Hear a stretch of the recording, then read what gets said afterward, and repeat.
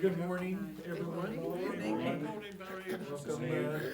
Welcome to our fourth and final session for this study of the book of Ruth. Glad to see all of you here. I know some of you have to leave a little early today, and so we'll try to keep moving. So let's open with a word of prayer.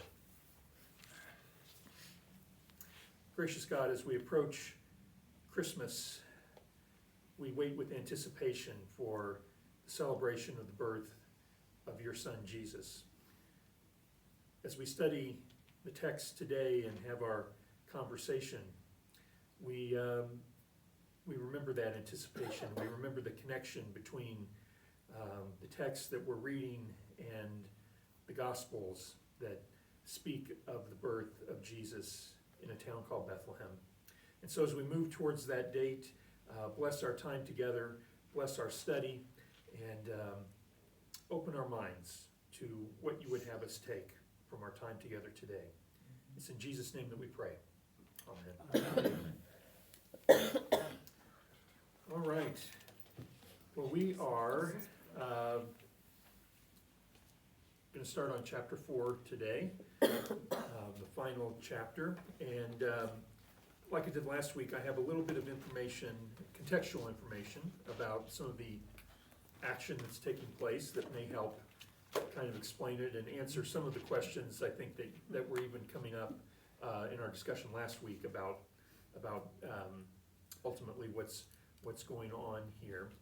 And what I want to take a look at is the bulk of the action, as it were, in chapter 4 is based around this conversation that Boaz has with this other kinsman. And so some of this is sort of some contextual information that may help kind of explain exactly what's going on and why they're doing what they're doing and so forth. And some of it is just some information to keep in mind as we look at it. So just kind of to recap, Boaz has promised Ruth that he is going to talk with this other kinsman of theirs who in some form or fashion has sort of the right of first refusal on the situation. And I think what kind of gets confusing in this is that the conversation that Ruth and Boaz have in chapter 3, and really what's been leading up to that, has really been surrounding her and Naomi, and how they are to be redeemed and cared for.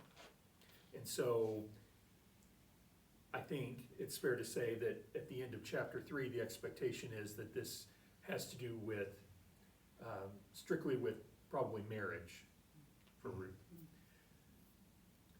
But they come out, Boaz comes out, sits at the town gate. Why would he have sat at the town gate? What do you think? Keep the one who's coming Catch in. people as they came in. Okay, yeah. You have to have lots of witnesses. Oh, yes. I think both of those, yeah. It obviously would have been the main entrance and exit into the town. And so, yeah, if you're looking for someone headed out to the fields for the day, that would be a good place to park I yourself. assume the town's only got one gate. Most likely, yeah. And it certainly would have been busy. It would have probably been kind of a common area, a gathering place of sorts. So Boaz goes out there in anticipation of meeting this kinsman. The kinsman, literally, in the original Hebrew manuscripts, is called, well, what does the Good News, does it identify the kinsman at all? No, Or is it no, just no, called it the always kinsman? says kinsman, Yeah. yes. So So literally, if you translate the Hebrew literally, Boaz says, calls the kinsman so-and-so. That's what he calls him. Oh, Come over here, so-and-so. And so, yeah, that's kind of an odd thing. Sounds like they haven't got a very good relationship. Well, or that the narrator wasn't really interested in who it was, or, you know, I mean, there's all kinds of, but anyway, the kinsman's name is so-and-so. So Boaz finds the kinsman, and then it says he gathers 10 elders, which suggests that kind of convenes sort of an official court of some sort. Number of witnesses to this transaction that he's about to negotiate. So this is where some of the confusion, I think, comes in, because what he proposes to the kinsman is not just, here's Ruth, someone in the family needs to marry her to continue on the family line, but he starts talking about property. And he says Naomi has land, and someone needs to buy it. And so we had some questions last week, I think, about, well, if Naomi is so seemingly destitute and relying on, you know, the goodwill of Boaz giving all of this food to Ruth to take home and so forth, why are they living that way if they own land? So, it's not entirely clear, but I do have a little information that may help with that. In the time that this story takes place, women, wives, would not be eligible to inherit from their husband if he passed away. The inheritance went to the sons. They were, however, eligible to inherit from their sons if they preceded them in death. So, very likely, one of the likelihoods would be that this land somehow was connected in the family, and she has at least rights to it through what she inherited from her sons. The other thing that, so biblically, if you go back and look at some of the rules around property, there are traditions in there about not selling property outside of your family, outside of your tribe. There were prohibitions against selling property to other tribes and so forth. It's very centered on keeping that possession. And part of that came from their belief that all the land belongs to God and they're just holding it in trust. And part of it has to do probably with, that was the way to really survive in those times, is to keep the property. So very likely Naomi has a claim to the ownership of the land. Elimelech may have sold the land before they left, or he may have given permission for someone to use the land in his absence, thinking, well, nothing's growing now anyway, and we may be back in a few years, sort of a thing. And if he had sold the land or the rights to use it, then probably what she is offering is she has the right to reclaim the land, but she doesn't have the money to do so. And so that's where the kinsman or Boaz comes into the picture, is someone else in the family needs to buy that right from her so that they can. It's almost like buying back the lease, isn't it? Yes, yeah. If they had not made any arrangement before they left, with the assumption that nobody would be farming the land because it wasn't worth farming, you know, it says in the first chapter they were gone for at least 10 years time. When they came back, they very well might have found someone using their land. And so she again has the right to retrieve that land, but probably doesn't have the resources to do so. And so this transaction is about basically paying a rights fee to Naomi to go and reclaim the land. So,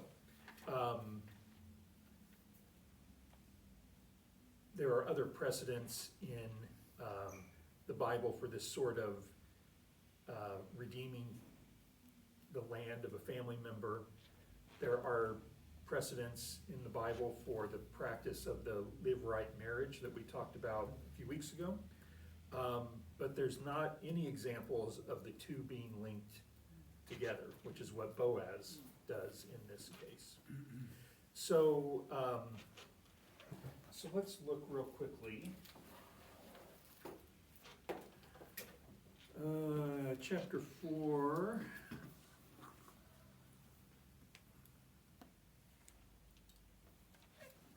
Starting in verse 3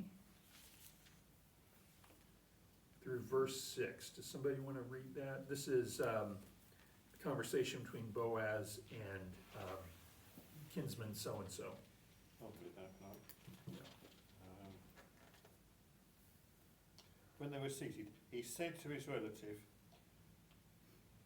"Now that Naomi has come back from Moab, she wants to sell the field that belongs to our relative Elimelech." Elimelech.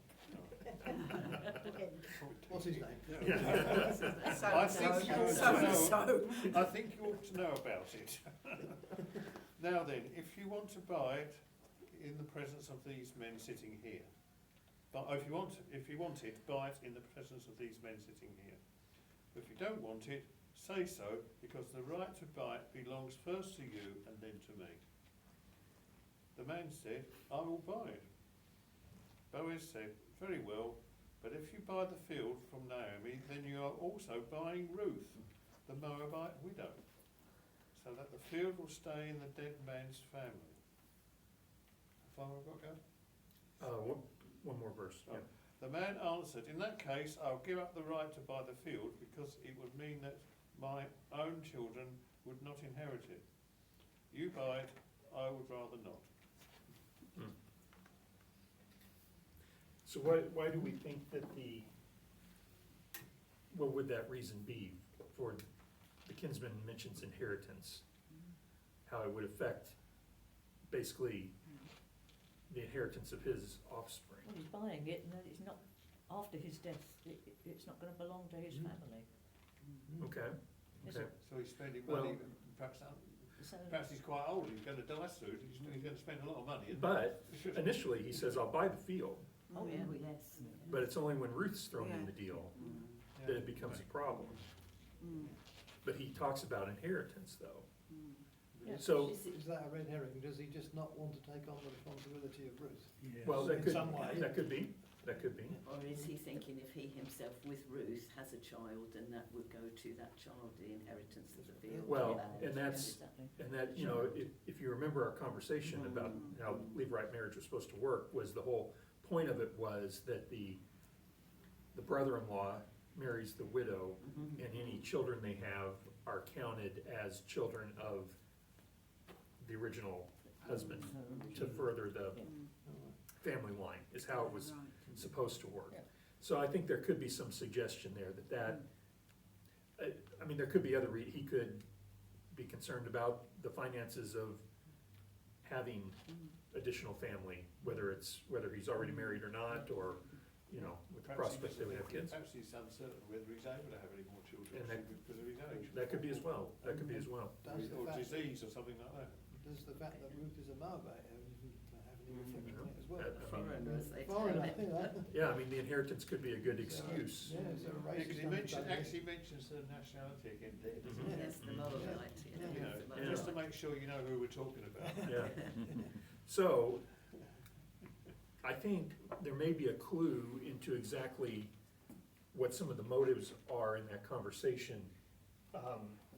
If you look at the very end of chapter 4, there is that very short genealogy. So,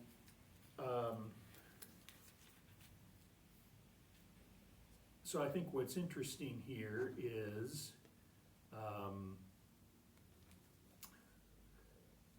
you get down to the last verse, Salmon of Boaz Boaz of Obed, Obed of Jesse, and Jesse of David. So even though Boaz marries Ruth and they have a son, Obed, you notice that Obed is listed as the son of Boaz. He's not listed as the son of, which one was it? Mahlon, which is how you would, Well, they don't know, yes. theoretically how it's supposed to work. But Boaz isn't a brother of the former husband, is he though? So that means, does that have any reflection on it? Well, we don't know who he is. Yeah, Yeah, yeah, yeah. Well, that's what I'm saying. It's very interesting. yeah. And I kind of wonder if this isn't a case where Boaz is interested in marrying Ruth and sees his opportunity to get around this obstacle of someone else staying in his way. I still haven't quite worked out exactly why he does it the way he does it, but, you know, if you know, as John said, you know, repeatedly in that conversation, he identifies her as a Moabite, which would be a problem for some people probably. And he offers the redemption of the land, and the guy's interested in that, so then, well, I'll just throw Ruth in with the deal, because I know he's not gonna be interested in that part of it.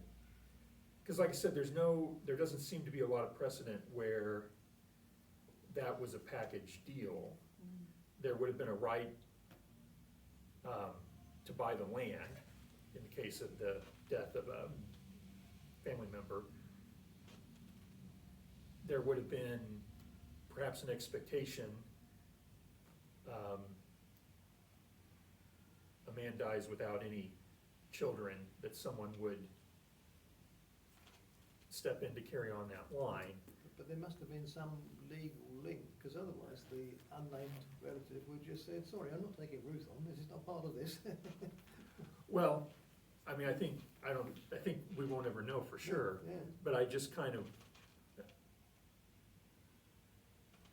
wonder if Boaz hasn't kind of thought all this through a little I bit. think he's a very clever guy. Yeah. I think he's really setting it all out Yeah. there. Oh, yeah. And he's playing it very gently, just giving them a little bit of information. Yeah,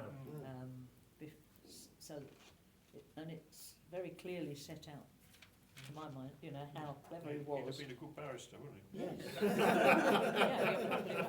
He may have been, who knows, we don't know what he was. He may have been. We don't know It's what just he that sort of like cross-examination. Yeah. style, isn't it? yeah, was. he's He kind wants it to be of absolutely clear. feeling out where, He knew what the relative was going to, reaction of the relative was going to be. yeah, And he wanted witnesses to make sure that everybody, yeah, you know, sufficient people knew what was going on and didn't Yeah. say afterwards, oh, well, no. Yeah. So I think, I mean, that's a little, there were about 10 pages of discussion and the one commentary about all the different possibilities of what was going on. It got very much in the realm of, Just going back to that genealogy, Yeah. I know we mentioned it in the first Yeah. session, but are all those people before Boaz, are they all mentioned in the Bible somewhere? Or some of them just names plucked out of nothing? Hezron I and don't- Ram Oh, and Salmon and all those. Aminadab. they are, Doesn't have Well, any references I to can't them, say doesn't have any definitively, but- references at the bottom of the page here saying, no. they weren't judges or anything like that. So one of the things to be aware of, anytime there's a genealogy is, and we haven't talked a lot about like the numerology stuff in this study, we talked about it in the one we did this fall, but there often is symbolism in those. So for example, if I can find my note about, I didn't make a note about it. So I think in this one, are there 7 generations? Perez, Hezron.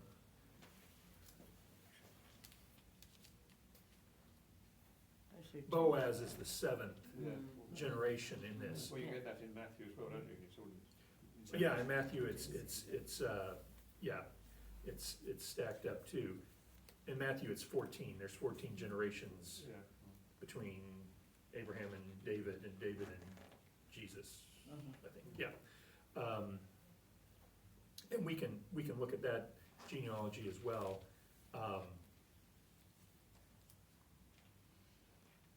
So the answer is I don't know, I don't think probably all of them are No, mentioned. it would have a footnote even in this Bible, Yeah. if it did. Yeah. But what is interesting in that list of descendants, and honestly, it goes back to the blessing that the elders give to Boaz, which is verse 11.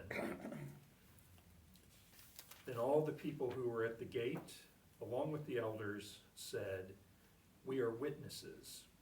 May the Lord make the woman who is coming into your house like Rachel and Leah, who together build up the house of Israel. May you produce children in Ephrathah and bestow a name in Bethlehem. And through the children that the Lord will give you by this young woman, may your house be like the house of Perez, whom Tamar bore to Judah." So they directly link back to Perez. But do you remember what the story was about how Perez came to be? So Judah had 3 sons. Tamar was married to his first son, and God didn't like the first son and killed him. So Tamar went on to the next son, who didn't want to have children with her because he knew that they wouldn't be his. Oh, yes, yes. And so That was Oprah, Yeah. wasn't it? yeah, and so he avoided, he made sure that she wasn't gonna get pregnant. And, God got mad at him and killed him. And, As you do. so Judah said, not losing all 3 of them to her, and the youngest was too young to be married at the time, and anyway, sent her back to her parents, "I'll call you when he's ready," type of thing. And he didn't, and so she disguised herself as a prostitute, Oh, And- that's it, Yes, yeah. yeah. became pregnant by Judah, and the result was twins, one of whom was Perez. So I think it's very interesting, the emphasis on that story. I mean, you see Perez listed there in the genealogy. You see him and Tamar explicitly mentioned in that blessing. And I think, well, if we flip over to the first chapter of Matthew, we'll look at that other genealogy.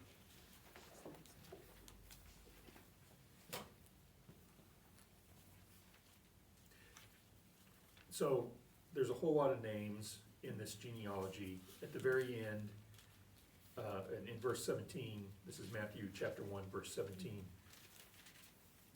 It says, "So all the generations from Abraham to David are 14 generations, and from David to the deportation to Babylon, 14 generations, and from Babylon to the Messiah, 14 generations." So a lot of generations, but you'll find Boaz and Ruth in verse 5.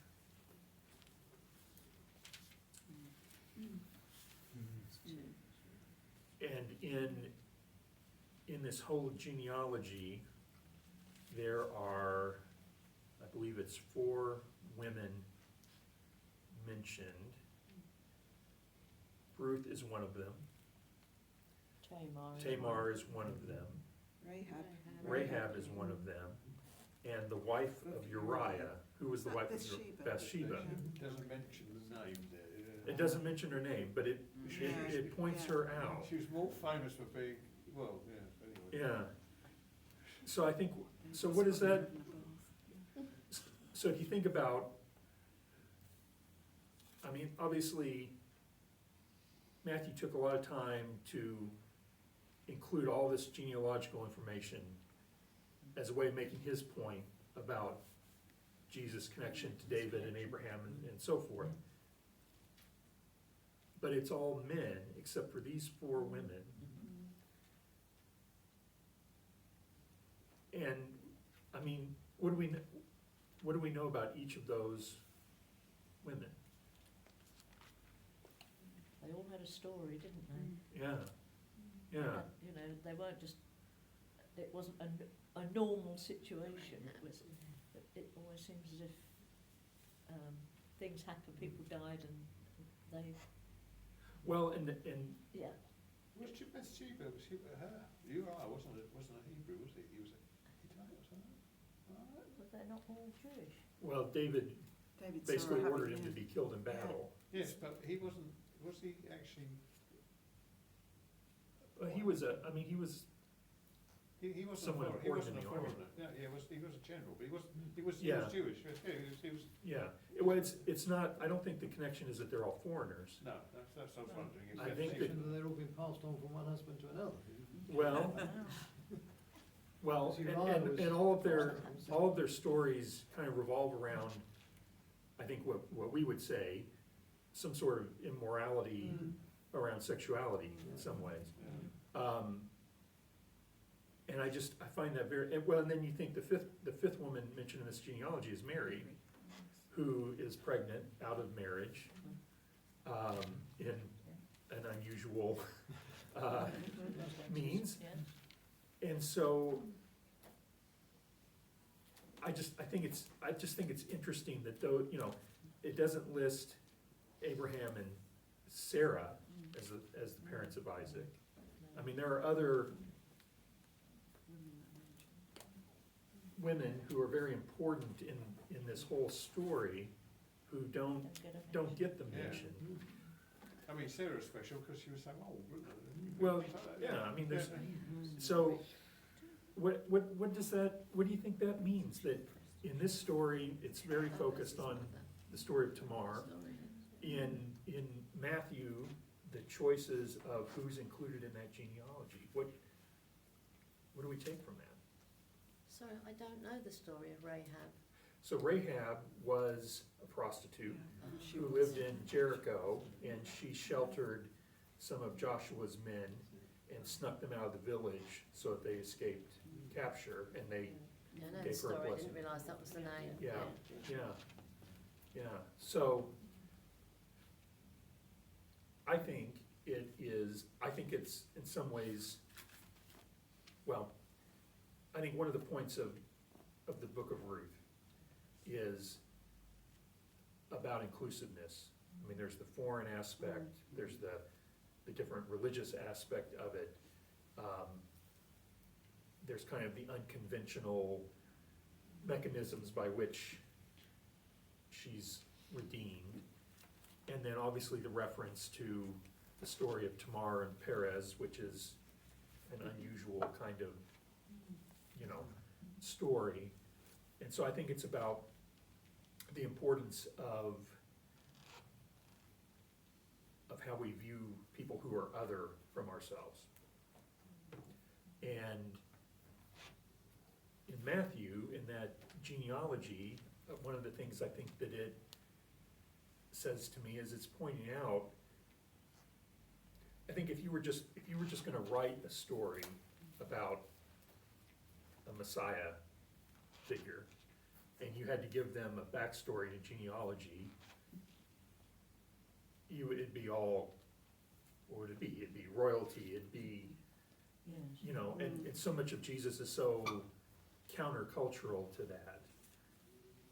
If his ancestry is marked by these stories, then I think in a lot of ways that makes him much more relatable. Because all of us have imperfections in, Skeletons in the cupboard. well, yeah, or just, or or in our lines, you know, I mean, and it doesn't exclude anything. No. So, anyway, I don't know if anybody wants to respond to that, but I think that's really interesting, how and why those stories are used. I mean, the person whoever wrote Matthew was obviously familiar with all these scriptures. Yeah, oh, No, yeah, Yeah. If you ask a man in the street, who's the first woman in the New Testament, what would they say? Mary. yeah, yeah, yeah. It's interesting that, you know, you go a little way through it before you get to Mary.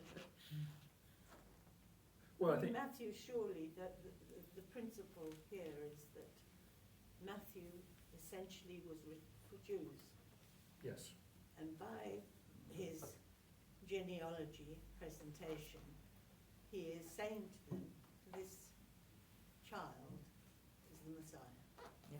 whom you have waited.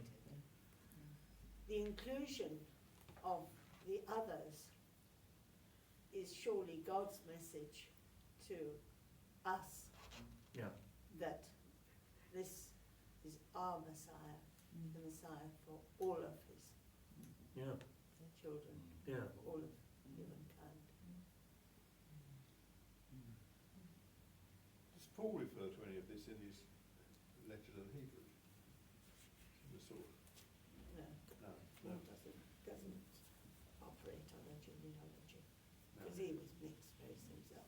Yeah. Yeah. Well, are you talking about in chapter 11 where there's a list of all the, Well, no, Biblical just heroes. he tries to tie, you know, to make sure they Yeah. understand that Jesus is part of their oh, yeah, heritage. yeah, yeah, Yeah. Well, under the strict Jewish way of interpreting it, I mean, although we as Christians believe that Jesus is the Son of God, right? Because Mary was married to Joseph, that would not be acknowledged, would it? Because the Jewish way of doing it would be he was the son of Joseph, and they would never even think of the other Yeah. yeah, side. Yeah. yeah, Mm. yeah, but yeah, it's all just, it's very, it's interesting just knowing the social context of the time Yeah. where Yes. women were very much second class and sort of property, Yeah.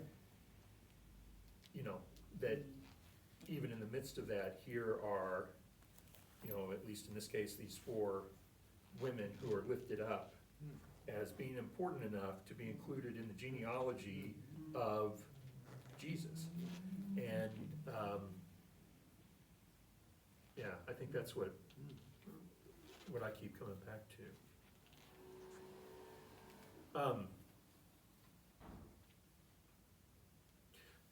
So I've been talking for a while. What else jumped out in that 4th chapter? Anybody see anything else that? Well, I love the fact that he took his sandal off and Yeah. threw it.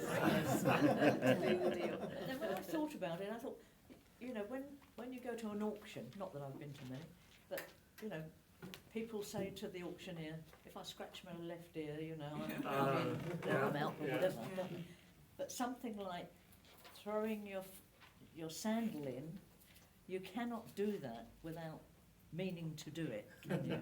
So it must have been, No. that was why that Wasn't there particular something thing was in the- used. in Yeah. the Leviticus or Deuteronomy, what we looked at? Yes. Which is why if Well- things went wrong here, they pelted at someone with a sandal. So If they put their sandal on the ground, they can't do that because they haven't got the sandal in the hand anymore. well, the connection with the sandal, you're right, we talked about sandals in the first session, and it's from Deuteronomy, chapter 25. And it is in the section that talks about the rules for levirate marriage. And so it's Deuteronomy 25, verses 5 through 10.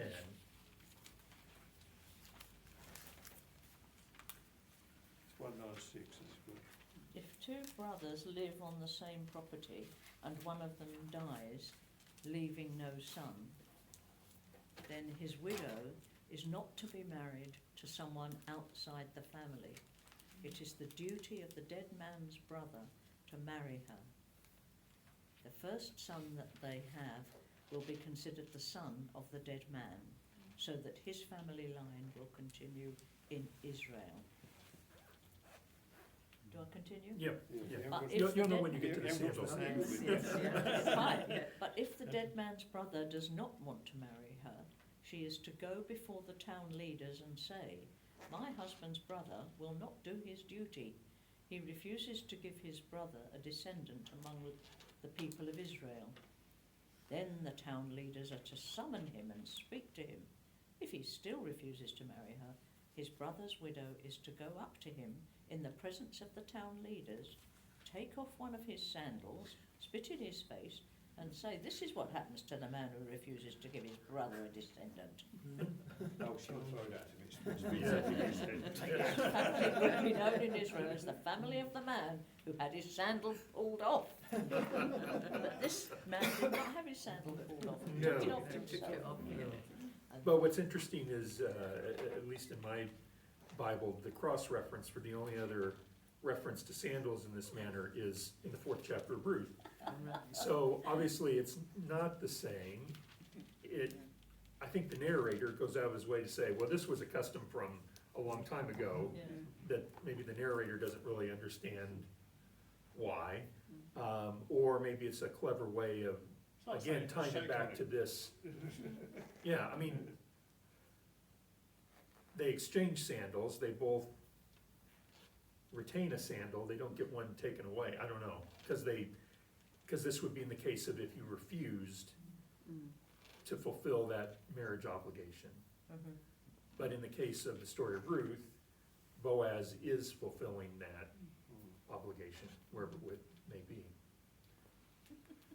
But to complicate things, one of the notes I read said that as a Moabite, Ruth may or may not have had obligation, obviously she's interested in the relationship, but she may or may not have had obligation to play along. If Naomi had come back and said, "You're marrying Boaz or so-and-so or whoever," you know, if she had been, if she'd been an Israelite, she probably would have, by law, had to have gone along with that, but that as a Moabite, she may have been not obligated to do I mean, that. she's completely out of it, she's not Didn't we even there, read is in she? Yeah. chapter 1, I think it was, that she'd actually taken up the Jewish tradition? Well, she does say, So- your God will be my God. You've forgotten. Yeah, Yeah, I'm Yeah. changing, I'm coming Yeah. along with you. But she Your might God not will have- be my but God. this might have been the first time these circumstances, she might not realise that's what's going on. No, Well- she wouldn't, I mean, I don't think Naomi would have gone out of her way to explain all this, Oh, I think all she this would. legal stuff. yeah. I think she so? would, Probably if she might knew have. it. Now, Yeah. why do we think Boaz was doing all this? I mean, did he want the land? Did he want Ruth? Was he actually anxious to look after Naomi? What was his reason for doing it? Maybe both. He obviously quite fancied Had he actually Ruth, fallen in love with Ruth? Well, this is what we Yeah. were saying. That's Could it what have been a chapter love chapters match? 2 and 3 There's- says, isn't It's it? in verse 17, it says, a son has been born, people in the neighbourhood said, a son has been born to Naomi. Yes, yeah, that was a bit weird. Yes, yes. Now, is that because she is Elimelech's widow and Ruth is a Moabite, so they were taking the Jewish light and ignoring the Moabite aspect in that? Yeah, it's I almost don't like a know. surrogate. Yeah, Yeah. yeah. But then If presumably we- that child would be responsible for Naomi. Yeah, When yeah, he- yeah. he's old, yes. Yeah. Well, and almost certainly through the marriage to Ruth, Boaz then has that obligation as well. Yes. Yeah, Yeah. yeah. Well, Going back to the sandals just for a minute, I don't think we should forget the bits in, well, Matthew and others, when of course John the Baptist says that he's not good enough even to carry Christ's sandals. Oh, yeah, Yes, nice. I'm not ready. Well done. I mean, the fact that you wore sandals, was that a thing of status? If you were very poor, you'd probably be a bit of fool or something. Probably not that, yeah. think I'm sure they've he been took very his sandal back important and to wore the it to person go who home owned them. with. Yeah. Oh, yeah. I mean, it was just a Spare- sign, wasn't it? Spare Symbol. pair in his bag. Yeah. In case he gets sized off. What's interesting at the end, in verse 17 there, and maybe it's just the way that the way the story is written, but who is it that names the child? Oh. The women of the neighbourhood. The women of the neighborhood. Oh, yeah. And what does Ruth mean again? Oh, sorry, not Ruth, that's Obed. Obed. Obed means worshipper, and is probably short for Obadiah, which means Yeah. worshipper or servant of the Lord. Oh. All right. But the women, so it is kind of interesting, because it appears in verse 14 that it's the women of the village, Yes. and then in verse 17 it becomes the women of the neighborhood. So I don't know if those are two different sets of women. But the women in verse 14 would have been suggested as the same women who, back in chapter 1, when Naomi shows up with Ruth, are just kind of aghast and maybe gossiping about, oh, you know, this is strange, or whatever the situation is. And so they have, it's kind of like the role of the chorus, you know, in like a Greek tragedy. They're kind of, you know, presenting the turnaround that's happened. They verify that Naomi has been redeemed through Ruth's child, and they make the comment that Ruth loves her more than 7 sons. Sons. Yeah. So what would 7 sons have been? I mean, that would have been like the perfect number, Yeah. you know. And so it obviously, obviously they recognize that connection that Ruth has with them. Was it, I mean, normally I thought that the father would name the child. Was Obed was like a nickname that they gave? I don't know, but that's the name that's in the genealogy. Yeah. Yeah.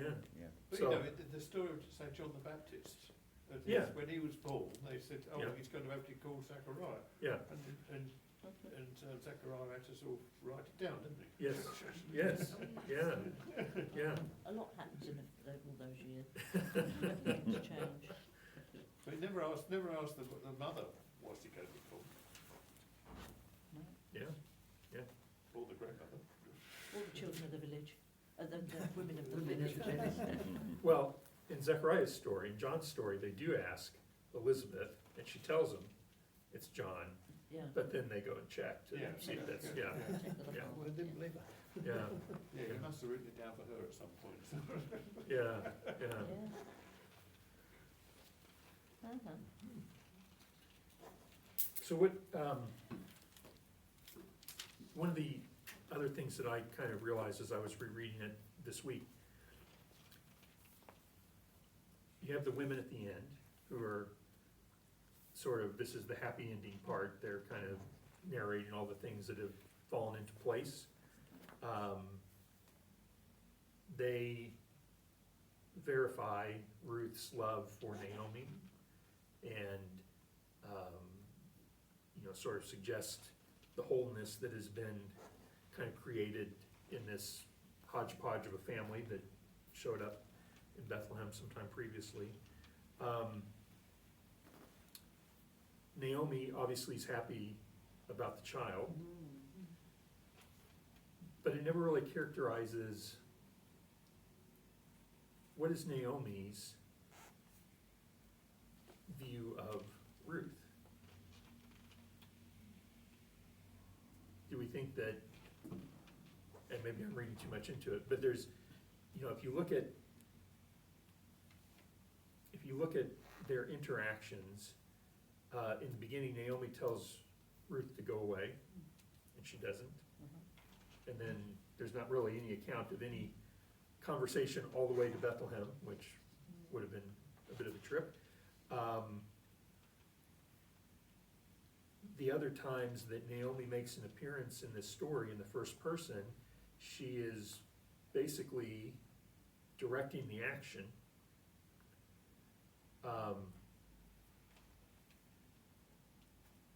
And again, it could be the choice of the narrator as to what to include and what not to include.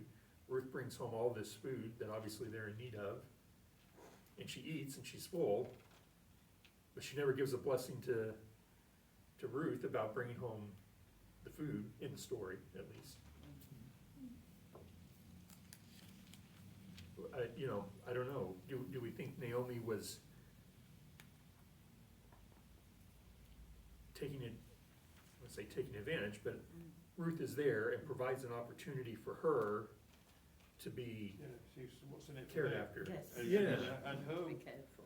wish that she never was fulfilled Yeah, at the end. yeah.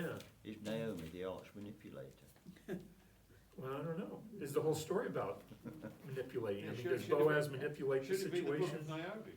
Does Ruth manipulate the situation? Does Naomi, I mean, it's very interesting to think about. Yeah. Well, I don't know, Naomi said to her, verse 18, now be patient, Ruth, until you see how this all turns out. Boaz will not rest today until Yeah, he settles the matter. fair enough. I'm just throwing it out there. She calls her daughter as well. Calls her my daughter, Yeah. Yeah, which would Yeah. suggest a love there.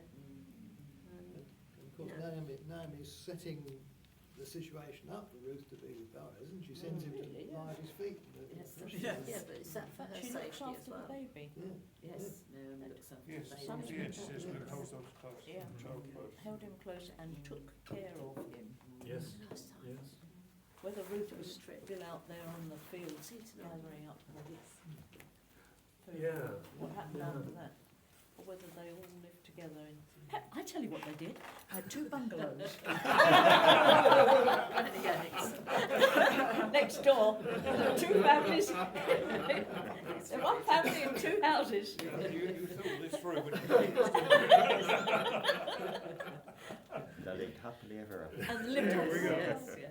There we go. Well, there we go. Sorry, if you didn't know, that's the situation I'm in.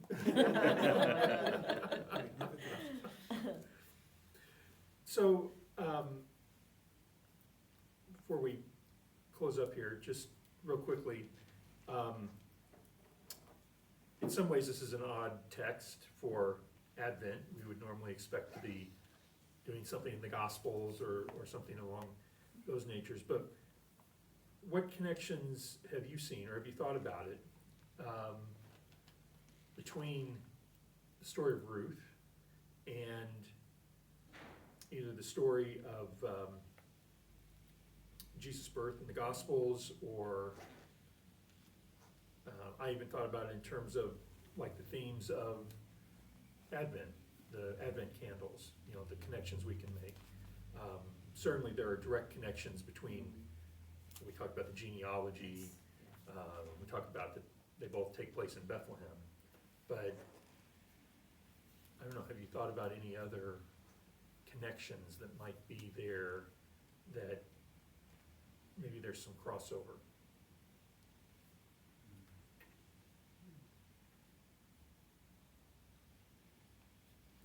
What if we do it this Well, way? Bethlehem's mentioned in one of the Bethlehem Ephrata, Mm-hmm. And returning to but Bethlehem as well. that's all Yeah. that's all about David, isn't it? Yeah, yeah, Son of David. But Naomi and Ruth had returned from afar to Bethlehem, and Joseph and Mary returned from Mhm. afar to Okay. Bethlehem. No. They went to Bethlehem. Well, they went Yeah. to Bethlehem, they did Yeah. return to Nazareth. But you've got a story of a foreigner, a Moabite, who Mhm. actually takes on, let's say, the Jewish faith, and actually shows concern for Naomi, and that she yeah. does all these things with Naomi, Mhm. these Naomi things. And remember that some of the first people to acknowledge Christ were foreigners. That's true, yeah. One of the commentaries that I read, this sentence, for me, summed it up. If Boaz, a mere human, was willing to redeem and love an outcast like Ruth, how much more will Christ, the Son of God, be willing to redeem and love the outcasts of Mhm. this world and bring them into fellowship with him. Lovely. Why Yeah. do Jews venerate this book? Because it gives an ancestry of David and Solomon. Well, Or I mean, I is it think supposed that's to a be an fair question. example of how to deal with strangers? It probably could be for either or both, I would imagine. I mean, It's not read at any particular festival, I think, is it? well, in Jewish It is. tradition it is, Yes, it's, it is. Yes, Yes. it's all read on one particular day. And yes. it was quite recently, I think. Yes. Yes, I can't remember when it is. oh, I had that in my But it notes is for the read. first one, but yeah, It is. It is. It's, Yeah. it's sort of in Shavuot. the thing. is it Shavuot? I don't know, but I did Uh, hear of that recently. yeah. That Yeah. this was the day that they read Ruth Yeah. Yes. all through.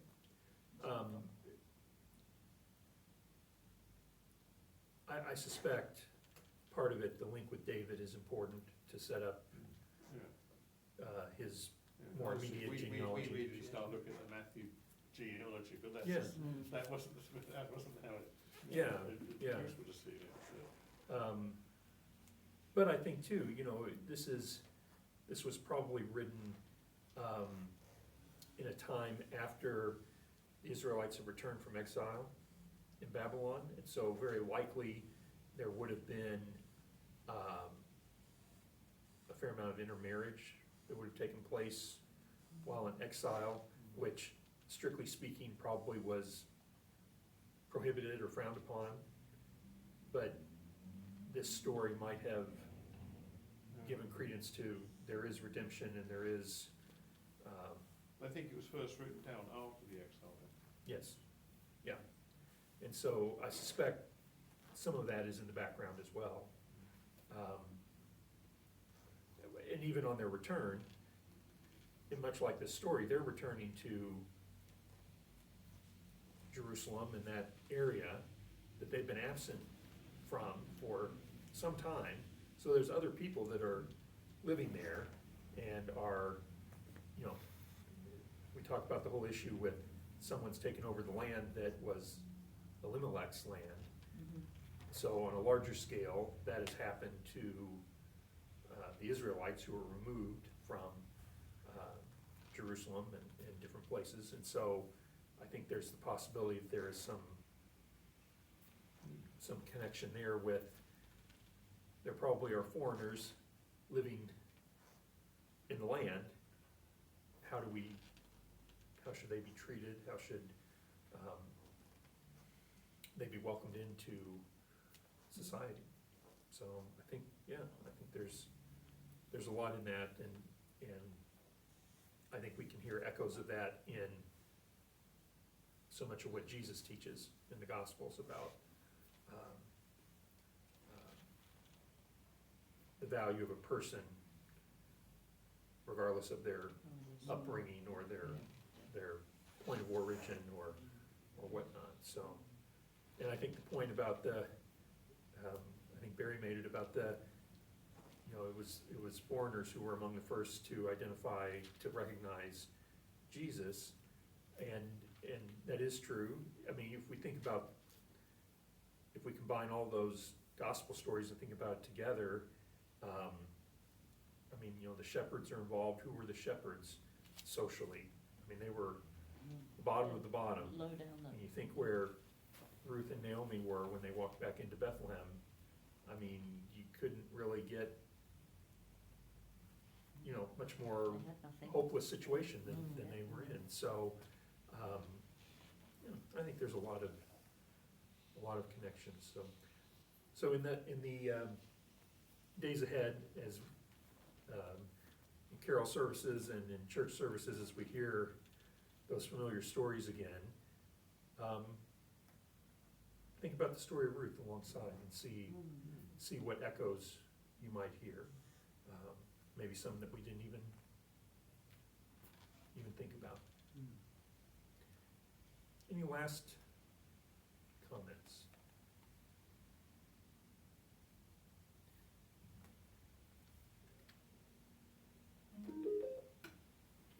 We have been, Well, I'd like to say thank you very much for Oh. the work that you put into reading all these and the backstories, Ah, things like that. it's, It's been very, very I interesting. enjoy doing that, it's been Thank you. fun. Our closing Taizé chant is, "In the Lord I'll be ever thankful." And I chose that, both as a way of thanksgiving for the study, but for all of you coming along and the conversation that we've had. And I hope it has been helpful and encouraging to you in the way that it has to me. So here is "In the Lord."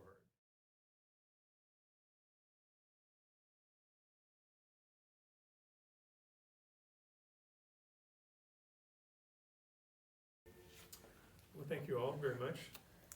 Sorry about the phone call in the middle of the music. but-